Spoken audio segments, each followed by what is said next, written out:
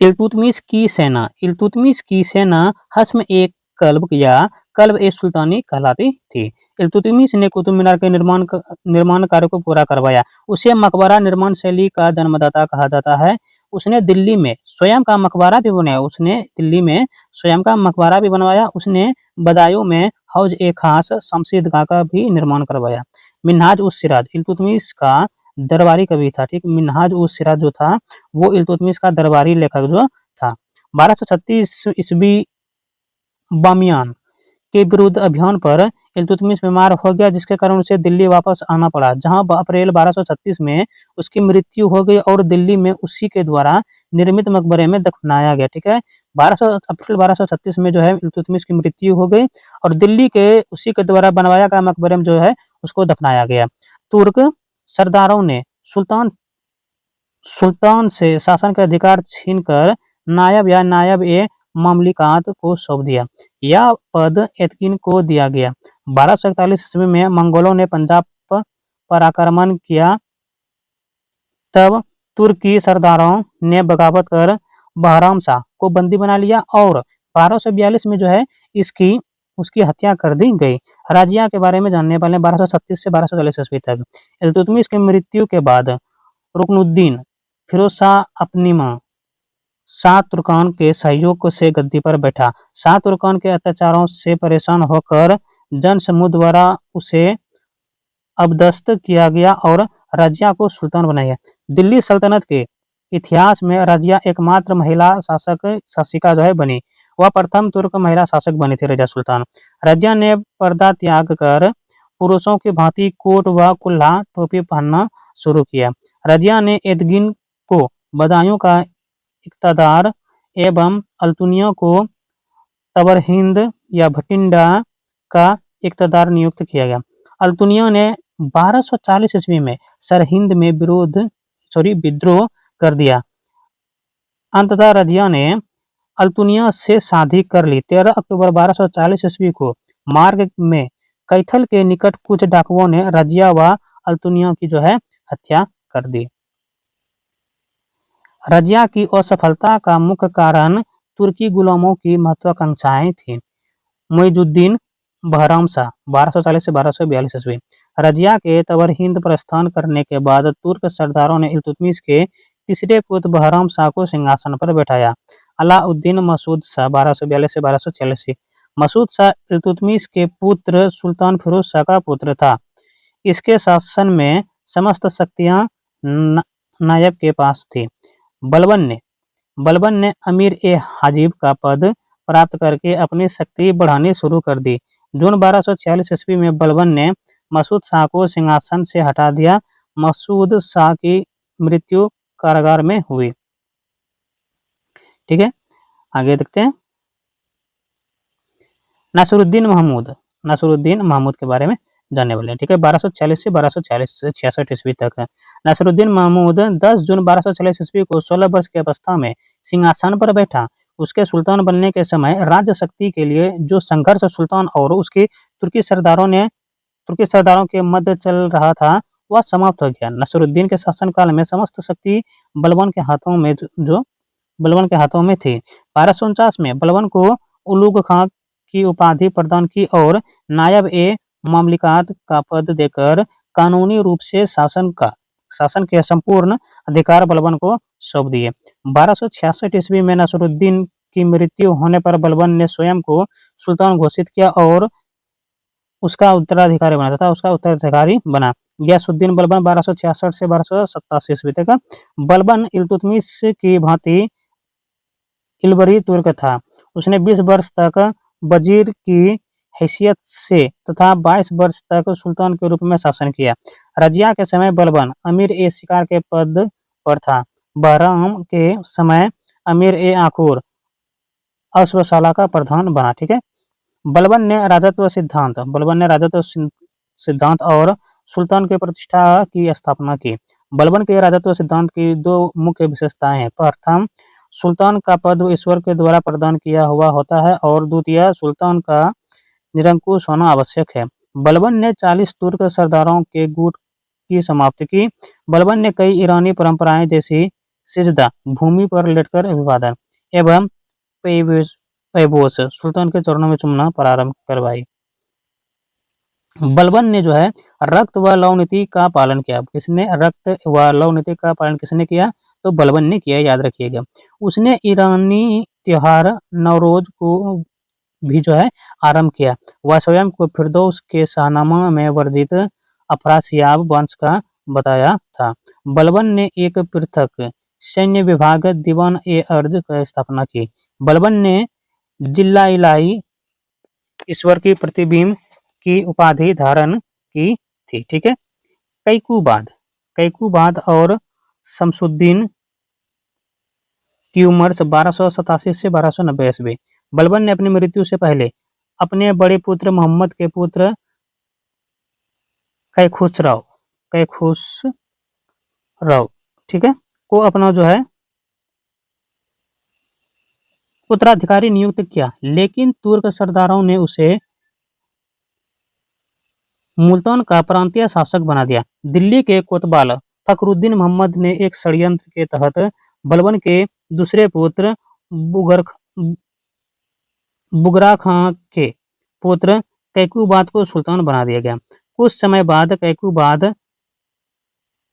लकवाग्रस्त हो गया और तुर्क सरदारों ने उसके अबोध पुत्र क्यूमर्स को सिंहासन पर बैठा दिया।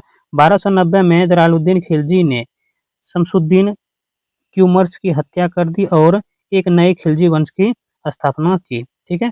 2.8 है खिलजी वंश 1290 से 1320 ईस्वी तक। ठीक है। आगे बढ़ते हैं।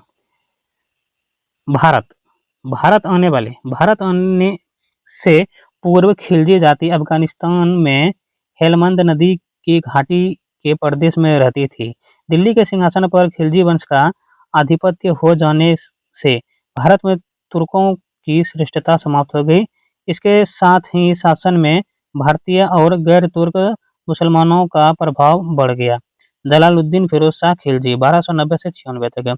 जलालुद्दीन खिलजी वंश का संस्थापक था। खिलजी वंश का संस्थापक कौन था? तो वो था जलालुद्दीन। उसने किलोखरी या कुलागड़ी को अपना राजधानी बनाई थी। सुल्तान बनने के समय जलालुद्दीन 70 वर्ष का था। यही कारण था कि वह उदार और सहिष्णु बन गया था।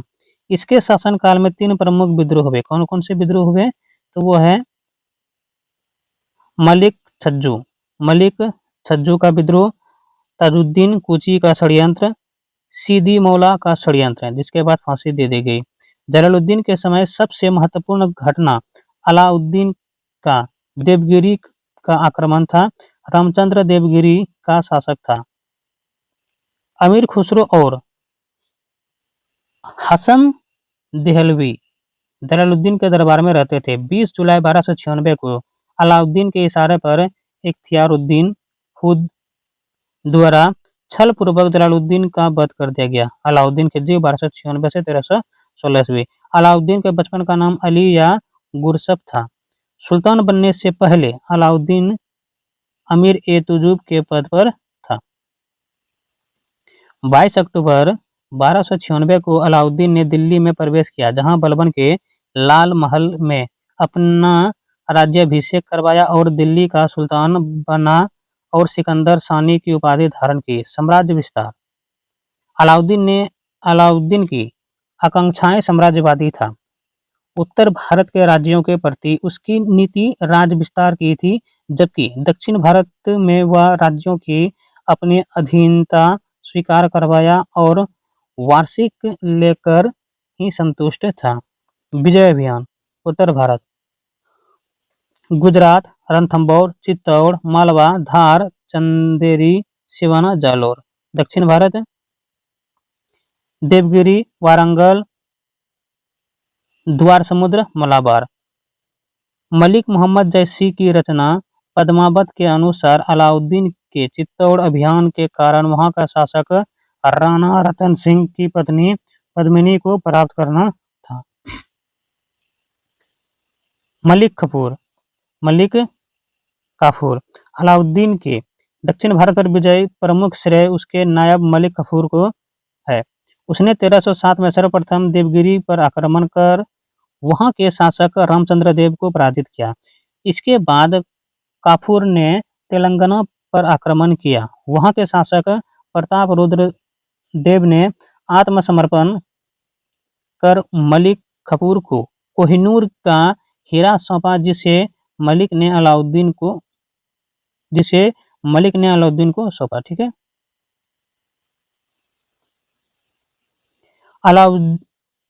अलाउद्दीन का राजत्व सिद्धांत।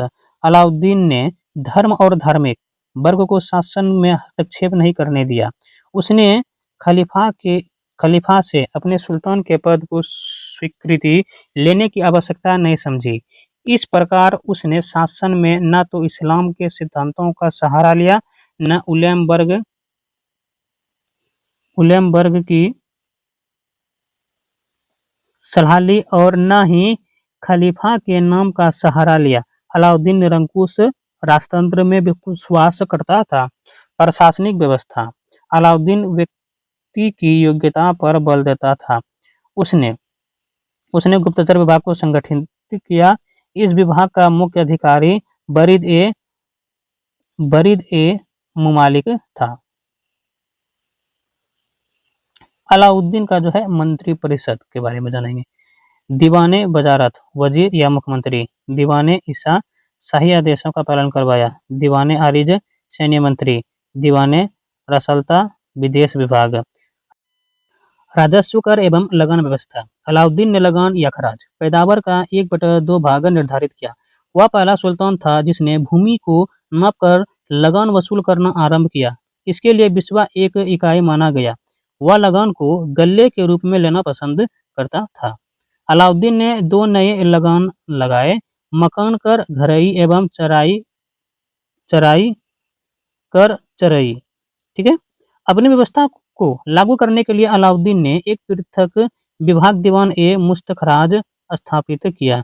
खालसा भूमि सुल्तान की भूमि। इस भूमि से लगान राज्य द्वारा वसूला जाता था। ठीक है। आगे है सैनिक व्यवस्था के बारे में जानने वाले। अलाउद्दीन ने केंद्र में एक बड़ी और अस्थायी सेना रखी जिसे वह नगद वेतन देता था। ऐसा करने वाला वह पहला दिल्ली का जो है पहला सुल्तान था।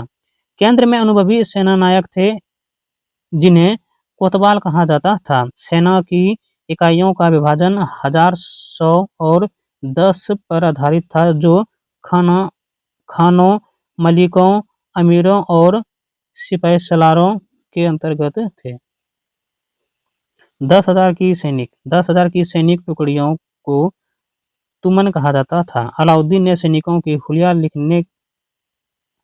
लिखने और घोड़ों को दागने की नवीन प्रथा आरंभ की। बाजार व्यवस्था। अलाउद्दीन की बाजार व्यवस्था का मुख्य कारण सैनिकों के वेतन में कमी करना न होकर वस्तुओं के मूल्य को बढ़ाने से रोकना था। अलाउद्दीन ने प्रत्येक वस्तु के लिए अलग अलग बाजार निश्चित किए। गल्ले के लिए मंडी, कपड़े के लिए सराय ए आदिल, घोड़ा, गुलाम व मवेशी बाजार एवं सामान्य बाजार। सभी व्यापारियों को सहना ए मंडी के दफ्तर में अपने को पंजीकृत कराना पड़ता था। केवल पंजीकृत व्यापार ही किसानों से गल्ला खरीद सकते थे। सट्टेबाजी, चोरबाजारी, कानून को भंग करने वालों को कठोर दंड दिया जाता था। बाजार के नियंत्रण के लिए अधिकारी। दीवान ए रियासत बाजार पर नियंत्रण रखना। साना ए मंडी बाजार अध्यक्ष। सराय अदल न्याय के लिए। वरीद ए मंडी बाजार निरीक्षक। मुन्हियांस गुप्तचर।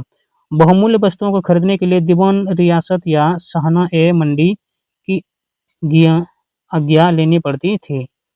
अन्य तथ्य। अलाउद्दीन ने कुतुब मीनार के निकट अलाई दरवाजा, कुश्क ए सीरी नामक शहर, हौज ए अलाई तालाब तथा 1000 खंबा महल का निर्माण करवाया था। उसने डाक व्यवस्था लागू की थी। उसका अंतिम अधिनियम परवाना नवीस परमिट देने वाला अधिकारी की नियुक्ति थी। खम्स युद्ध में लूट का हिस्सा के 4/5 भाग पर राज्य का नियंत्रण एवं 1/5 भाग पर सैनिक का नियंत्रण कर दिया। अलाउद्दीन की मृत्यु 5 जनवरी 1316 ईस्वी को हुई। अलाउद्दीन की मृत्यु कब हुई है? तो 5 जनवरी 1316 ईस्वी को हुई है। कुतुबुद्दीन मुबारक शाह खिलजी 1316 से 1320 है। इसने स्वयं को खलीफा घोषित किया। खलीफा घोषित किया। ऐसा करने वाला वह सुल्तान का पहला सुल्तान था। ठीक है, सल्तनत का जो है पहला सुल्तान था। उसे नग्न स्त्री पुरुष की संगत पसंद था। मुबारक शाह के बाद नसरुद्दीन खुसरफ शाह 15 अप्रैल से 7 सितंबर 1320 शासक बना। वह प्रथम भारतीय मुसलमान था जो दिल्ली का शासक बना। ठीक है। तुगलक वंश 2.9 है। तुगलक वंश 1320 से 1414 ईस्वी तक है। गयासुद्दीन तुगलक ने तुगलक वंश की स्थापना की थी। तुगलक किसी वंश का नाम नहीं था। गयासुद्दीन का नाम गाजी तुगलक अथवा गाजी बेग तुगलक था। इस कारण उसके उत्तराधिकारियों को भी तुगलक पुकारा जाने लगा। गयासुद्दीन ने उदारता की नीति अपनाई जिसे बर्नी ने रस्मोनियम अथवा मध्यपंथी नीति कहा गया। उसने सिंचाई व्यवस्था दुरुस्त करवाई और नहरों का निर्माण करवाया। इससे किसानों और राज्यों की आर्थिक नीति में सुधार हुआ। उसकी डाक व्यवस्था श्रेष्ठ थी। उसने न्याय व्यवस्था में सुधार किए। उसने तुगलकाबाद नामक शहर की स्थापना की। गयासुद्दीन ने सरकारी कर्मचारियों को राजस्व वसूली में हिस्सा न देकर उन्हें कर मुक्त जगीरें दी। चिश्ती संत निजामुद्दीन औलिया के साथ उसके संबंध कठोरतापूर्ण थे। जब गयासुद्दीन बंगाल अभियान से लौट रहा था तो उसने दिल्ली आने से पहले ही औलिया को दिल्ली छोड़कर चले जाने को कहा। यह सुनकर निजामुद्दीन औलिया ने कहा था, हनुज ए दिल्ली दुरुस्त, अर्थात दिल्ली अभी दूर है। गयासुद्दीन जब अफगानपुर नामक गांव में विश्राम कर रहा था तो लकड़ी के महल की छत गिर जाने से जो है उसकी मृत्यु हो गई। इब्न बतूता के अनुसार गयासुद्दीन तुगलक की मृत्यु का कारण मोहम्मद बिन तुगलक का षड्यंत्र था। उसे उसके द्वारा तुगलकाबाद में बनवाए गए कब्र में दफनाया गया। मोहम्मद बिन तुगलक 1325 से 1351 कार्यकाल। ठीक है। मोहम्मद बिन तुगलक का मूल नाम जुना खां था तथा उसने उलूग खां की उपाधि धारण की। वह गयासुद्दीन का पुत्र था। उसके शासनकाल में 1333 ईस्वी में मोरक्को का यात्री इब्न बतूता जो है भारत आया था, जिसे दिल्ली का काजी नियुक्त किया गया। इसे इब्न बतूता को जो है दिल्ली का काजी नियुक्त किया गया। उसने 1342 ईस्वी में इब्न बतूता को अपना दूत बनाकर चीन भेजा। उसने अपने सिक्कों पर अल सुल्तान जिल्ली इला सुल्तानेश्वर की छाया है अंकित किया। ठीक है।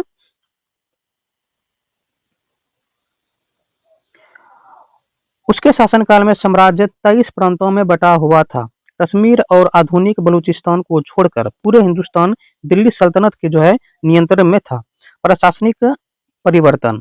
वह दिल्ली का प्रथम सुल्तान था जिसने योग्यता के आधार पर पद देना आरंभ किया और भारतीय मुसलमानों एवं हिंदुओं को भी सम्मानित पद प्रदान किए। उसने द्वाब में कर वृद्धि की। किसने की?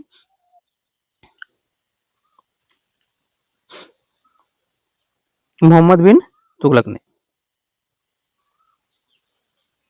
उसने कृषि की उन्नति के लिए एक नया विभाग खोला और एक नया मंत्री अमीर ए कोही की नियुक्ति किया। राजधानी परिवर्तन 1326-27 उसने दिल्ली से 1500 किलोमीटर दूर अपना राजधानी देवगिरी स्थानांतरित की तथा देवगिरी का नया नाम दौलताबाद रखा। उसकी यह योजना असफल हुई जिससे प्रशासन तंत्र के साथ राजस्व का भारी नुकसान हुआ। सांकेतिक मुद्रा 1329 ईस्वी। मोहम्मद बिन तुगलक की एक और असफल योजना थी प्रत्येक मुद्रा का चलन आरंभ करना। उस समय चांदी के सिक्के को टाका एवं तांबे के सिक्के को जीतल कहा जाता था। इस मुद्रा का चलन अंतर्राष्ट्रीय स्तर पर चांदी की कमी का सामना करने के लिए किया गया था। उसने तांबे या पीतल के सिक्के चलवाए। इससे पहले चीन में कुबलई खां के समय सांकेतिक मुद्रा का चलन सफलतापूर्वक किया गया था। मोहम्मद तुगलक के अभियान, मोहम्मद बिन तुगलक के जो है अभियान। पहला, उसके काल में एकमात्र मंगोल आक्रमण 1328-29 में अलाउद्दीन तर्माशिरीन के नेतृत्व में हुआ था। दूसरा, मोहम्मद तुगलक ने खुरासन अफगानिस्तान को जीतने की योजना बनाई। खुरासन को जीतने की योजना बनाई जो कार्य रूप में परिणित न की जा सकी और सुल्तान ने सेना को भंग कर दिया।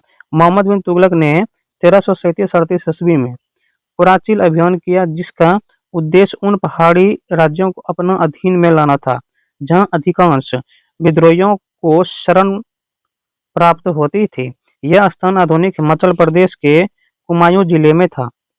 इस आक्रमण से सुल्तान की सैन्य शक्ति दुर्बल हुई। मोहम्मद बिन तुगलक के कार्यकाल में प्रमुख विद्रोह, ठीक है। पहला, गुलबर्गा के निकट सागर के जागीरदार बहाउद्दीन गुरसाप का विद्रोह। दूसरा है मुल्तान के सूबेदार बहरान आइबा उर्फ किसलू खां का विद्रोह। तीसरा है 1328 में बंगाल का विद्रोह। चौथा है सूनम और समाना कड़ा बीदर अवध के विद्रोह। 1337 में विजयनगर का विद्रोह। 1347 में जो है देवगिरी विद्रोह एवं जो है बहमनी राज्य की नींव। अगला है, उसने निजामुद्दीन औलिया के कब्र पर मकबरे का निर्माण करवाया था। उसने तुगलकाबाद के पास आदिलाबाद नामक दुर्ग बनवाया। उसने सतपला बांध एवं बिजली महल का भी निर्माण करवाया था। मृत्यु, एक विद्रोह के दमन के दौरान थट्टा या सिंध में मोहम्मद बिन तुगलक बीमार हो गया। 20 मार्च 1351 को इसकी मृत्यु हो गई। बदायूनी के अनुसार सुल्तान को उसकी प्रजा से और प्रजा को अपने सुल्तान से मुक्ति मिल गई, ठीक है। फिरोज शाह तुगलक 1351 से 1388 ईस्वी कार्यकाल। जिस समय मोहम्मद बिन तुगलक की मृत्यु हुई, फिरोज उसके साथ था। 22 मार्च 1351 को फिरोज सुल्तान बना। फिरोज मोहम्मद बिन तुगलक का जो है चचेरा भाई था। फिरोज का आंतरिक शासन, ठीक है। राजस्व व्यवस्था, फिरोज ने इस्लामी कानून के आधार पर केवल 4 कर लगाए: खराज, लगन, खम्स, युद्ध में लूटे हुए धन का 1/5 भाग, जजिया, हिंदुओं पर धार्मिक कर, और जकात, आय का 2.5% जो मुसलमानों से लिया जाता था और उन्हीं के हित में व्यय किया जाता था। उसने 24 कष्टदायक करों को समाप्त किया। फिरोज ने हर्ब ए सर्ब नामक सिंचाई कर लिया जो उपज का 1/10 भाग होता था। फिरोज ने तकाबी ऋण माफ कर दिया। उसके समय लगान पैदावार 1/5 से 1/3 भाग था। उसने ससगनी नामक सिक्का चलाया। अफीफ के अनुसार सुल्तान ने अद्दा एवं भीक नामक तांबा और चांदी निर्मित सिक्का चलाया। सिंचाई व्यवस्था के बारे में जानते हैं। फिरोज ने पश्चिमी बड़ी नहरों का निर्माण कराया। इसमें यमुना नदी हिसार तक 150 मील लंबी नहर थी। उसने सिंचाई और यात्रियों की सुविधाओं के लिए 150 कुएं खुदवाए। तीसरा है नगर और सार्वजनिक निर्माण कार्य। फिरोज ने फतेहाबाद, हिसार, फिरोजपुर और फिरोजाबाद नगर बसाए। उसने दिल्ली में फिरोज शाह कोटला कहलाने वाला नगर बहुत पसंद था। उसने मोहम्मद बिन तुगलक जूना खां की याद में जौनपुर नगर की स्थापना की। फिरोज ने ताश घड़ियाल एवं एक जल घड़ी का निर्माण कराया था। उसने अशोक के 2 स्तंभों को दिल्ली मंगाया। इसमें एक मेरठ और दूसरा टोपरा पंजाब से लाया गया था। फिरोज ने कुतुब मीनार की चौथी मंजिल के स्थान पर 2 और मंजिल का निर्माण कराया। इस प्रकार कुतुब मीनार अब 5 मंजिल बन गई है। परोपकारी कार्य, परोपकारी का कार्य देख लेते हैं। उसने दीवान ए खैरात विभाग स्थापित किया जो मुसलमान अनाथ स्त्रियों एवं विधवाओं को आर्थिक सहायता देता था। उसने दिल्ली के निकट एक खैराती अस्पताल दार उल सफा स्थापित किया। फिरोज ने दीवान ए इस्तिहाक की स्थापना की जो मृत सैनिकों के आश्रितों को मदद देने से संबंधित था। उसने गुलाम के लिए एक पृथक विभाग दीवान ए बदगान बनवाया था। शिक्षा के बारे में जानते हैं। फिरोज विद्वानों का सम्मान करता था। उसके दरबार में बरनी एवं शमसे